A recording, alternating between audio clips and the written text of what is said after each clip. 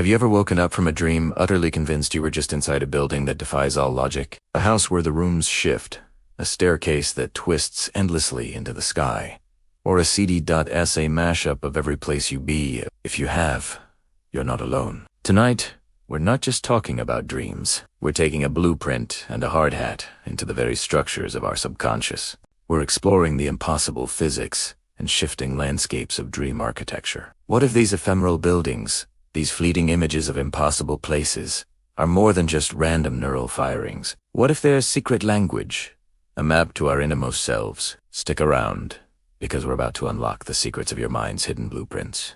But these aren't just random, nonsensical visuals. What if these impossible structures are actually reflections of our inner world, meticulously designed to tell a story? Think about some common dream architecture tropes. Have you ever dreamt of a crumbling house? This often represents feelings of instability or insecurity in your waking life, as if the very foundation of your personal world is weak. On the flip side, maybe you've dreamed of towering, impossibly tall skyscrapers. This could point to your ambitions, your aspirations, but also the immense pressure you feel to succeed. Then there are the endless hallways and confusing mazes, which so many of us experience. These can be a powerful symbol for feeling lost, trapped, or uncertain about the path you're on in life. It's like your subconscious is building a physical representation of your emotional state. When you find yourself in the same dream location night after night, that recurring haunted mansion or that strangely familiar schoollet might be your mind's way of flagging an unresolved issue. It has an invitation to look closer at a pattern in your life that you might be overlooking during the day. These dreamscapes are not just background scenery. They are the main stage where our psyche plays out its deepest dramas. So, if these structures mean something so profound, who or what is the architect? The answer is both simple and incredibly complex. It's us, or more specifically, it's our extraordinary brains at work during the night. The architect of these worlds is you. During REM sleep, the phase where most vivid dreaming occurs, our brains enter a state of hypercreativity. The prefrontal cortex, the logical, rational part of our brain, takes a bit of a backseat. Meanwhile, the emotional and memory centers, like the amygdala and hippocampus, are firing on all cylinders.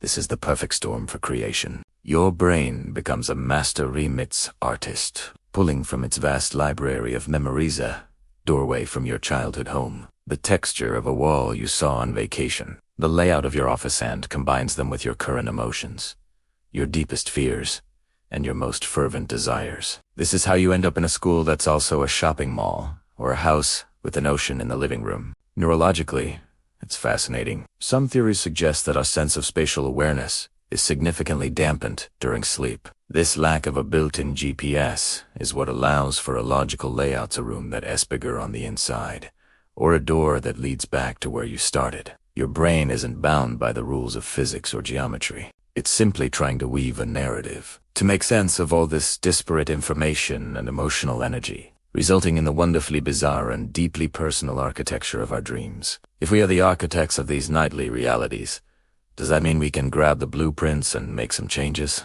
Can we consciously influence these worlds? And how do we even begin to understand their meaning? The answer is a resounding yes, and it opens up a thrilling frontier of self. This is the realm of lucid dreaming. For those who haven't heard of it, lucid dreaming is the state of being aware that you are dreaming while you are still in the dream. Once you achieve this awareness, a whole new world of possibilities unfolds. You're no longer just a passive observer. You can become an active participant. You can choose to fly over that impossible city, to ask a dream character what they represent, or even to consciously change the architecture around you.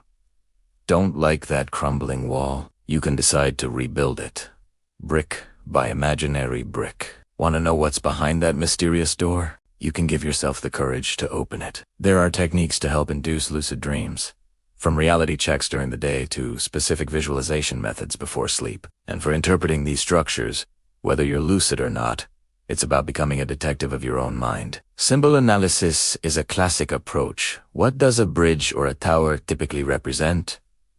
But more importantly, what does it mean to you personally? A cozy cabin might mean safety to one person, but isolation to another. The key is to pay attention to the emotional resonance. How did that endless staircase make you feel? Anxious? Curious, the emotion is the compass that points toward the meaning. Ultimately, what can these fleeting, nocturnal experiences really teach us about our waking perception of space and self? It's easy to dismiss dreams as just dreams, but they might hold a profound mirror to our understanding of reality itself. Dream architecture constantly challenges our fixed notions of what is possible. In dreams, the laws of physics are merely suggestions, and space is as fluid as water. This can be a powerful reminder that our waking perception of reality is also just that, a perception, filtered through our senses and interpreted by our brain. Our waking world feels solid and dependable, but our dreams show us that the mind is capable of constructing equally convincing realities out of pure thought. Perhaps the most profound architecture isn't built with bricks, steel, and mortars. Perhaps the greatest structures ever conceived are not the pyramids or the skyscrapers that touch the clouds,